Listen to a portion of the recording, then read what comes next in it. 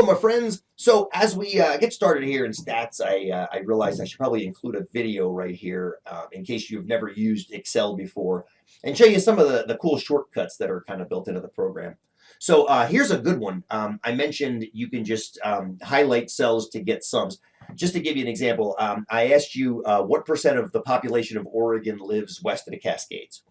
So you probably want to figure out, well, first of all, how many people live west of the Cascades, and then how many people in total live in Oregon.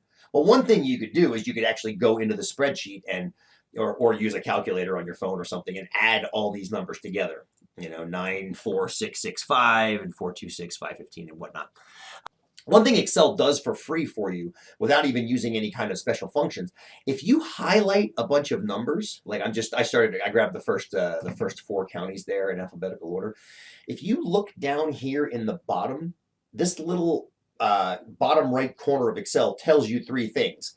It tells you the average of the numbers that you have selected. I hardly ever use that choice, just so you know. It also tells you how many things you selected.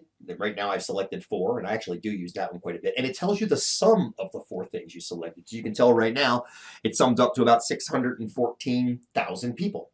So you can just continue highlighting all the way down. Oops, I lost the top.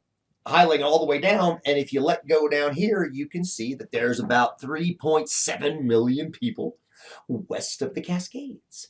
And you can continue that if you want, and you can highlight everybody in the entire column, and that tells you how many people are in Oregon, at least at the time I created this spreadsheet. So in the quiz, I asked you to show me the division. So you can use Excel to do the division too, but I'm going to want to actually have you write out the numbers you did the division for. In case you're interested in actually using Excel to do sums, I'm not going to do that in this video. We'll do that soon enough together. All right, hope that helps. Be well.